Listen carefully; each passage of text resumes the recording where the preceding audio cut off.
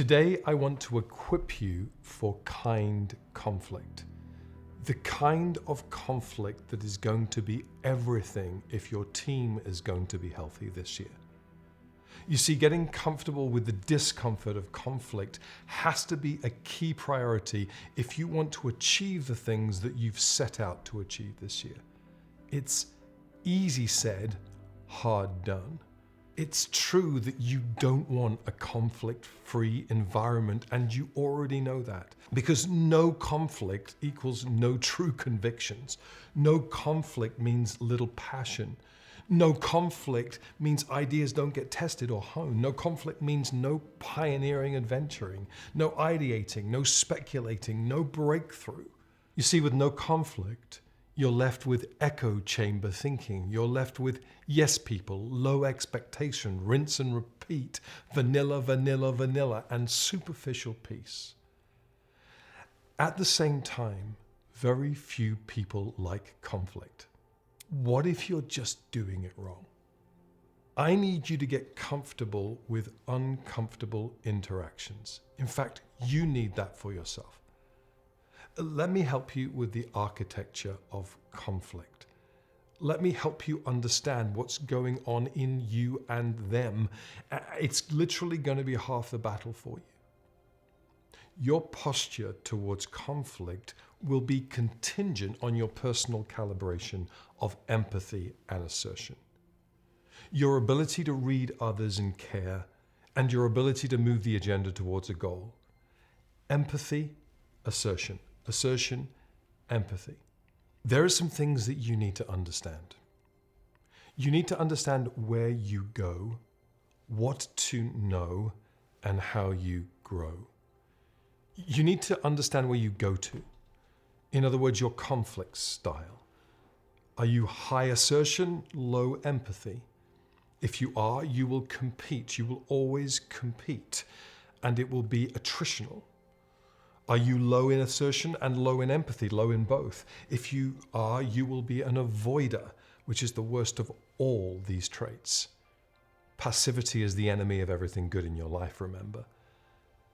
Are you high empathy, low assertion? If you are, you will accommodate. You will always want someone else to win, and you will rarely show up with your best ideas. If you're moderate in both, moderate in assertion, moderate in empathy, then you will be a compromiser, which feels good, but no one's winning and no one's losing. If you are high in both, you're a collaborator. You're one who leverages your care and your clarity to get to great results. You need to know where you go. You need to know what is default for you. You need to know where it gets you.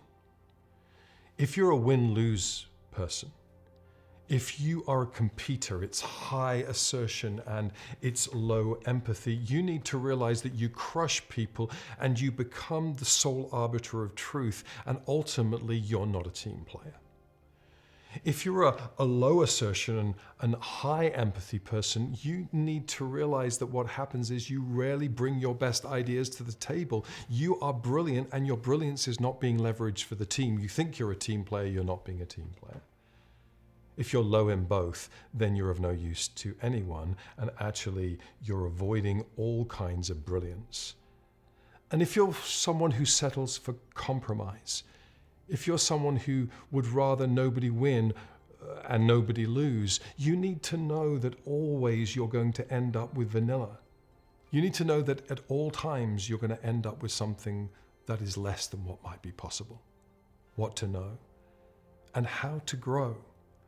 The way to grow is to walk in the opposite spirit of your proclivity. If you always win, you have to learn to lose. Because if you lose at times, the team will win. If you always lose, you need to have to learn to win, because if you can win, you can bring your best idea to the table. If you always avoid, you need to learn to engage. Because if you can learn to engage, then we're all playing, and suddenly the conversation is on. And if you settle for compromise, you need to learn to risk.